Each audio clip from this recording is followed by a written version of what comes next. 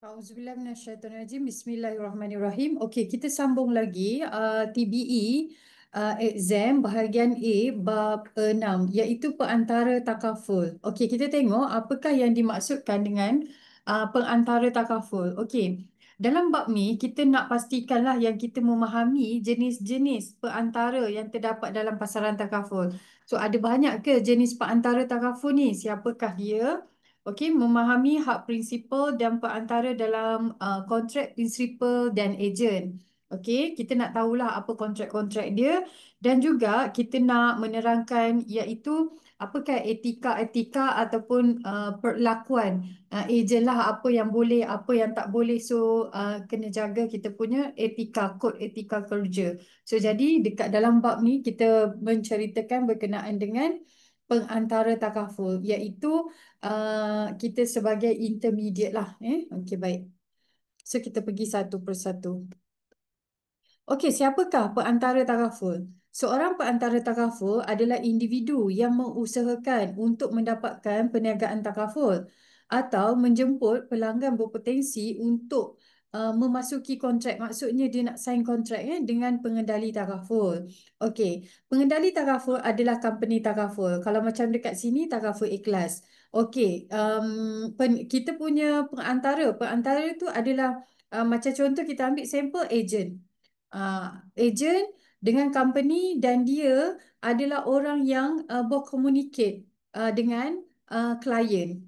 So pelanggan, klien tadi, perantara dia adalah tengah-tengah tu adalah agent. Gitu kalau dalam konteks family takaful. Nanti kita tengok ada berapa jenis lagi. Perantara ni terdiri daripada ejen takaful. Okey, ada juga broker takaful dan juga penasihat keuangan. So ada tiga bahagian tu. So perantara dibayar komisen atau yuran broker. Kalau broker dia dapat fee lah, dia ada fee khas untuk broker. Dia tak sama macam ejen takaful. Okey, so komisen ni berdasarkan peratusan ataupun persentage lah yang telah dipersetujui, yang telah ditetapkan oleh company. Okey, kita tengok lagi perantara takaful. Ejen takaful merupakan di bawah IFSA 2013 ni. Ejen takaful merujuk kepada seseorang yang melakukan semua atau sebahagian daripada perkara berikut. Okey, dalam exam dia akan tanya, ini peranan siapa?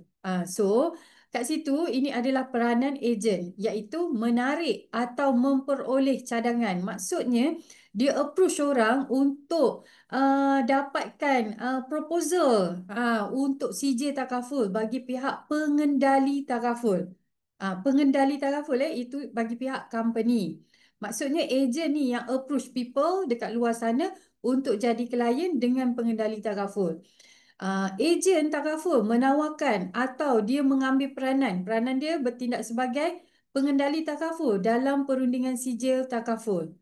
Okey, dia mengambil peranan bertindak bagi pihak pengendali takaful. Maksudnya ejen takaful ni dia punya tanggungjawab tu bagi pihak pengendali takaful iaitu company takaful dalam perundingan sijil takaful. Maknanya nak boleh ke dapat sijil tu, ejen lah yang mengambil peranan tu tadi.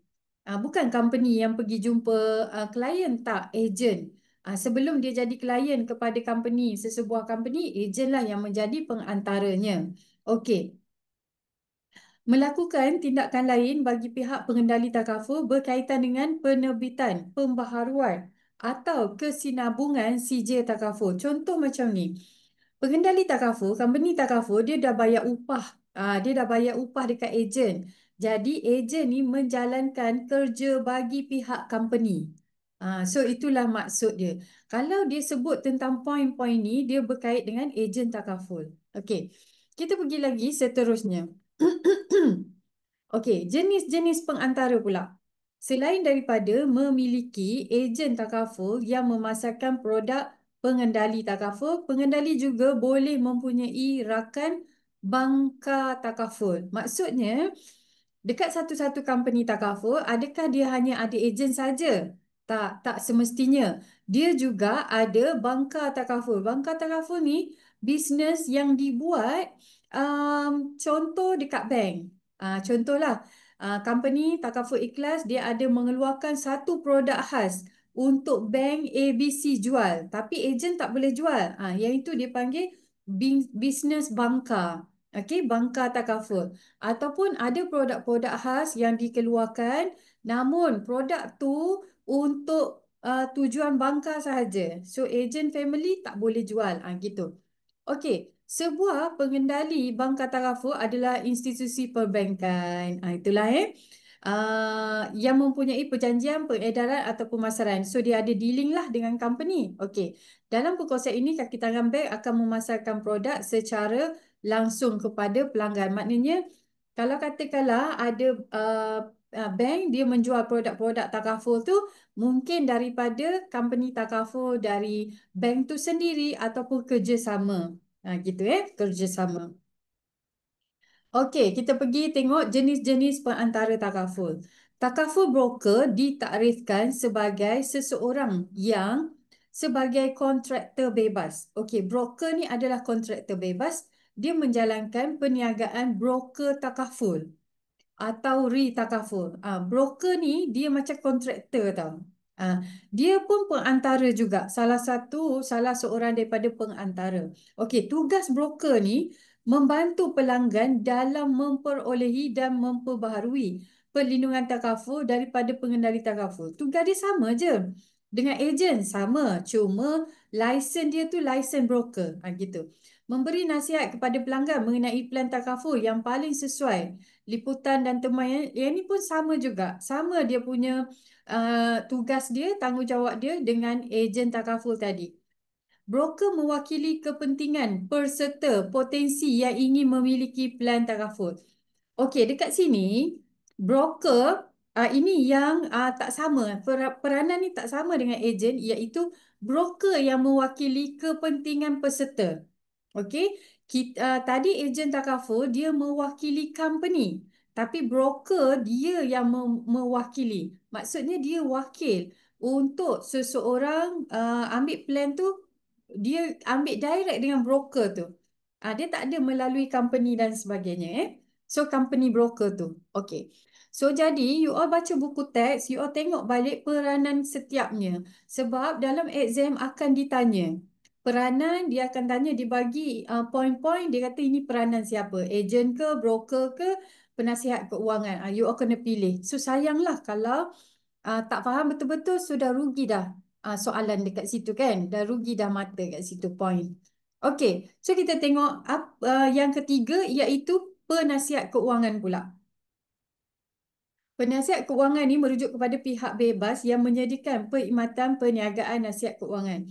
Okey, penasihat keuangan ni dia macam dia menjadi penasihat kepada keseluruhan keuangan seseorang individu. Dia bukan buat takaful saja, dia merangkumi semua.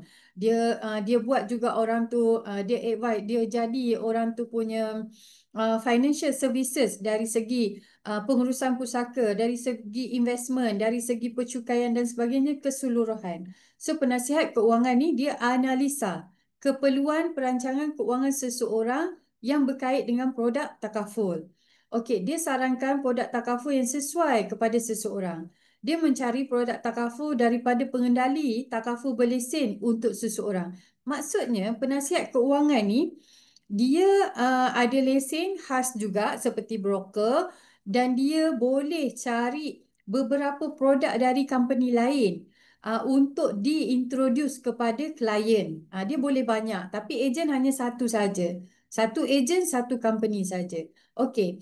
Penasihat keuangan ni dia mengatur kontrak berkaitan dengan produk takaful untuk seseorang. Maksudnya dia yang bagi nasihat, dia yang uruskan everything semua. Perniagaan, perkhidmatan atau aktiviti lain yang berkaitan dengan perkhidmatan keuangan. Maknanya bukan takaful saja, apa jua servicing yang berkaitan dengan perkhidmatan keuangan. Penasihat keuangan ni itu peranan dia atau tanggungjawab penasihat keuangan. Okey. So kita tengok perbandingan. Okey, bila kita tengok perbandingan, kita akan mudah sikit untuk faham. Okey. Ejen takaful dia memperoleh cadangan bagi penguasa ejen takaful tu maksudnya dia tarik menarik orang lah untuk ambil Menarik orang, maknanya dia attract orang untuk ada polisi takaful. Dia mewakili company takaful. Pengendali takaful tu company takaful Ejen dia mewakili company. Okey, lesen ejen tu diberi oleh Persatuan Takaful Malaysia, MTA. Okey, Persatuan Takaful Malaysia, MTA. So lesen ejen takaful diberi oleh MTA. Manakala bagi broker pula, dia kontraktor bebas dia broker ni dia mewakili pelanggan tu sendiri, direct dengan dia saja. Dia tidak mewakili mana-mana company. So pelanggan boleh ambil dengan dia direct dan lesen broker diberi oleh bank negara. Begitu juga dengan perancang keuangan, dia pihak bebas. Dia pihak bebas, dia boleh ambil mana-mana company punya produk dan dia boleh bagi advice yang terbaik. Klien dia mewakili pelanggan tu direct, pelanggan tu berurus niaga dengan mereka. Mereka ada company dia sendiri tapi dia berkontrak dengan banyak company untuk dia dapatkan produk-produk yang sesuai untuk dia punya klien. So lesen dia juga diberi oleh bank negara. So bila kita tahu summary ni, so kita akan mudah faham. Okay? Alright. Okey, perilaku ni dia berkait dengan etika lah gitu Keperluan untuk mendedahkan. Okey, IFSA 2013 mengkehendaki semua ejen yang memasarkan produk takaful bagi sesebuah pengendali takaful. Pengendali takaful ni company takaful untuk memberitahu calon pelanggan iaitu klien lah, bakal klien bahawa dia adalah seorang ejen dan bertindak bagi pihak pengendali takaful. Contoh, Tuan, saya Roswani Liman, saya dari Takaful Ikhlas. Saya wakil dari Takaful Ikhlas. Saya ejen dari Takaful Ikhlas. Maknanya kita kena beritahu yang kita ni dari mana. Okey? Mewakili mana, company mana. Ejen takaful mewakili pengendali takaful berlesen. Maksudnya dia mengendalikan, dia menjadi wakil kepada company takaful. Okey? Mana-mana individu yang terbukti. Okey. Tiada seorang pun boleh memasarkan atau mempromosikan produk atau perniagaan takaful sebagai ejen atau broker bagi orang atau pengendali selain daripada pengendali takaful yang berlesen. Tak bolehlah selain daripada yang berlesen tu, kita tak boleh tak boleh jadi wakil tu, itu salah di sisi undang-undang dan bank negara. Mana-mana individu yang terbukti bersalah akan didenda. Yang ini kadang-kadang ada dalam soalan.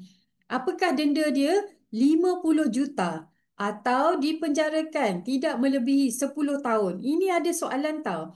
Kalau kita mewakili selain daripada company berlesen, boleh kena orang kata tindakan undang-undang 50 juta. Denda 50 juta dan 10 tahun atau kedua-duanya. Okey. Ketidakpatuhan kepada IFSA. IFSA 2013 menyatakan bahawa jika semua ejen seseorang ejen didapati tidak mematuhi peruntukan dalam akta ini, jika terbukti bersalah boleh didenda 10 juta atau dipenjarakan untuk tempoh tidak melebihi 5 tahun atau kedua-duanya. Okey, you all tengok ada dua denda dekat sini. Denda yang pertama 50 juta 10 tahun untuk kalau kita kalau kita memasarkan produk tapi kita tidak berdaftar, iaitu 50 juta 10 tahun. Tapi kalau denda 10 juta dan 5 tahun atau kedua-duanya untuk ketidakpatuhan kepada IFSA. Kita tidak mematuhi peruntukan dalam akta IFSA. So jangan keliru tentang soalan ini. So jawapan dia mesti kena jelas betul-betul 50 juta tu untuk kes apa, 10 juta tu untuk kes apa. So tolong take note yang ni. Okey, baik. Okey.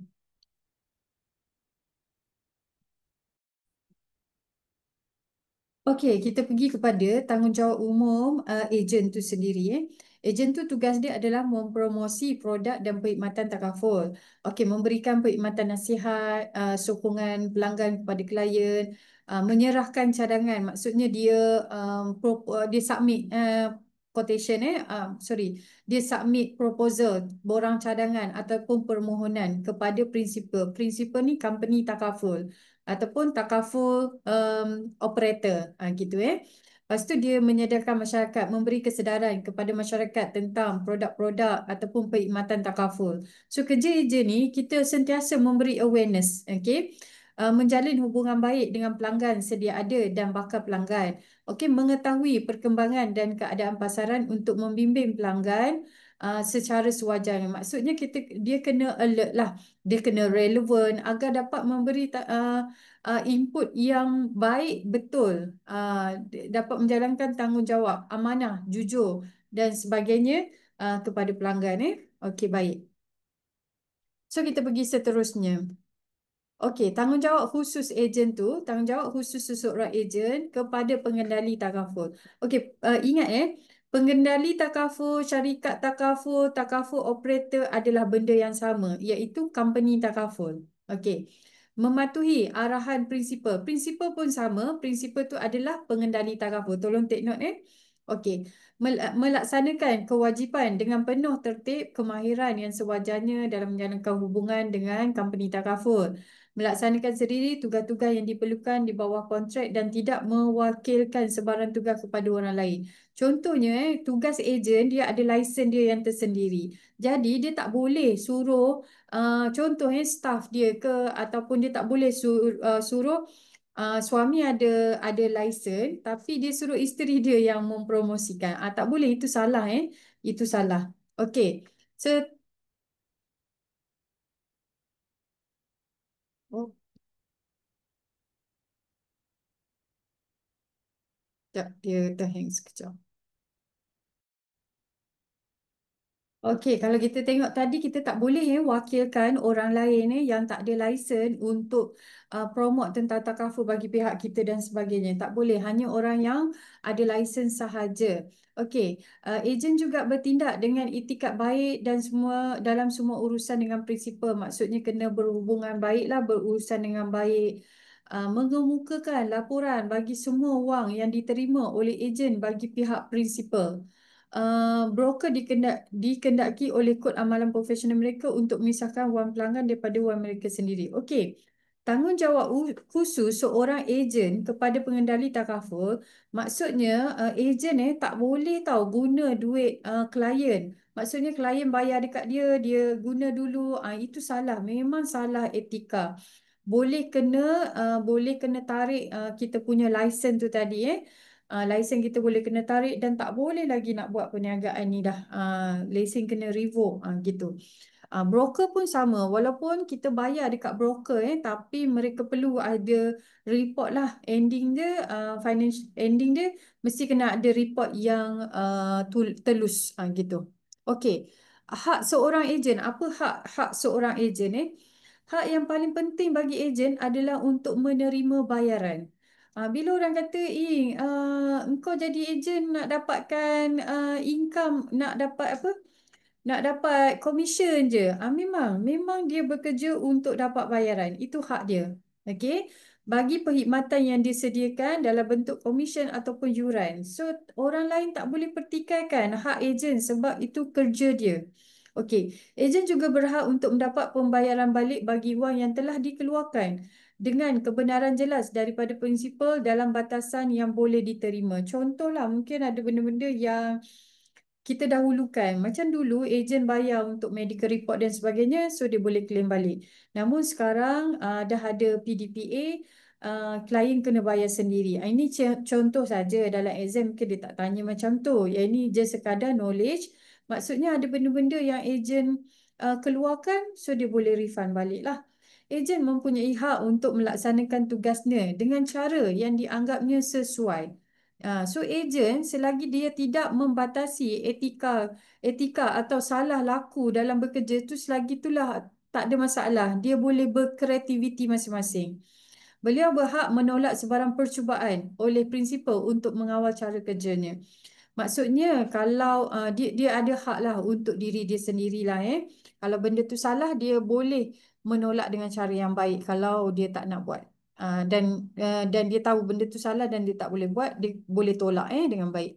Okey, kewajipan prinsipal. Kewajipan prinsipal ni kewajipan company takaful, kewajipan takaful operator membayar pampasan dan kos seperti yang dipersetujui. Apa jua yang disain dalam buku agreement, so prinsipal company takaful kena bayar seperti yang telah ditetapkan atau membayar apa yang lazimnya munasabah. Okey. Memberikan ganti rugi kepada ejen terhadap akibat sebarang tindakan yang sah dilakukan bagi pihak prinsipal atau dengan kebenaran ejen. Contoh macam ni. Kalau katakanlah berlaku perkara-perkara yang tak diingini seperti saman, report, komplain dan sebagainya. Maksudnya company dia boleh backup ejen dia selagi ejen dia tidak melakukan salah laku ataupun tidak melakukan perkara yang salah di sisi undang-undang. Dia berhak untuk dapatkan ganti rugi, untuk disokong dan sebagainya. Okey, baik. So, kita pergi kepada seterusnya iaitu remedy. Untuk okey, remedy untuk prinsipal. Remedy ni cara mengatasi masalah lah. Cara mengatasi masalah oleh company takaful ni, jika ejen tidak melaksanakan tanggungjawab seperti yang dikendaki, company takaful boleh membawa ejen ke mahkamah untuk tuntutan ganti rugi berupa pemenuhan spesifik atau kerugian akibat pelanggaran kontrak. Maknanya, company takaful bukan main-main tau. Boleh bawa ejen ke mahkamah, boleh saman ejen kalau dia tidak melakukan apa yang sepatutnya yang telah tertulis dalam kontrak dan sebagainya. Okey. Boleh menghentikan ejen tanpa notis atau pampasan dalam kes pelanggaran tugas yang serius dan nyata. Kalau perkara-perkara yang berkaitan dengan undang-undang, kalau memang salah laku contoh guna duit klien dan sebagainya, kita company takaful boleh ambil tindakan tanpa notis. Okey, membatalkan sebarang kontrak yang dibuat melalui ejen. Company boleh batalkan sebarang kontrak yang dibuat melalui ejen dan menolak komisen di mana terdapat penipuan atau ejen bertindak dengan niat jahat. Contoh kalau berlaku ejen tu dia simply mohon klien punya sijil. Tapi dia tak declare, dia ada maksud-maksud lain. Contoh dia salah, dia melakukan penipuan dan sebagainya. So, company boleh membatalkan sijil tu tadi. Yang salah, yang tak betul tadi tu. Maksudnya company ada hak untuk perkara tu. Okey, penamatan agensi. Penamatan agensi ni ataupun termination ke, ditamatkan kontrak ke, secara umum apabila prinsipal atau ejen meninggal dunia, mengalami kegilaan atau muflis, boleh ditamatkan kontrak dia. Melalui notis pelucutan yang diberikan oleh prinsipal kepada ejen, melalui notis penolakan yang diberikan kepada prinsipal oleh ejen. Okey? Maknanya ejen pun boleh berhenti, company pun boleh berhentikan ejen. Dua-dua dua-dua pihak boleh. Melalui pelaksanaan undang-undang mana-mana undang-undang yang menyebabkan kontrak menjadi tidak sah. Kalau berlaku apa-apa, kontrak jadi tidak sah, so boleh terbatal lah Melalui tamat tempoh yang ditetapkan dalam kontrak agensi jika ada tempoh. Melalui persetujuan bersama, boleh. Melalui penyelesaian urus niaga di mana kuasa diberikan hanya untuk urus niaga tertentu sahaja. Yang ini untuk certain case. Okey. Dalam soalan pun akan ada ditanya tentang perkara-perkara ni berkaitan dengan penamatan. Okey. Tingkah laku yang dilarang dilakukan oleh ejen maksudnya jadual 7 Akta Perkhidmatan Keuangan Islam 2013 menyenaraikan perilaku yang dilarang dalam perniagaan. So, melibatkan diri dalam tindakan yang mengelirukan, menipu, perkara-perkara yang tak betul tu tak boleh menggalakkan atau cuba menggalakkan seorang pengguna keuangan untuk melakukan tindakan mengabaikan tindakan berhubungan mana-mana perkhidmatan atau produk keuangan. Dengan membuat orang kata mispresent, illustration yang tak betul, pembandingan yang mengelirukan, maksudnya dia menipu, dia ambil produk orang ni, dia kata produk orang ni tak bagus gini-gini, produk saya je yang bagus. Dia tunjukkan kelemahan yang tidak betul kepada comparison dan sebagainya. So benda-benda tu semua adalah perkara yang dilarang dan boleh diambil tindakan undang-undang. Okey. So, sama juga yang ini boleh baca dekat situ secara direct perkara yang dilarang.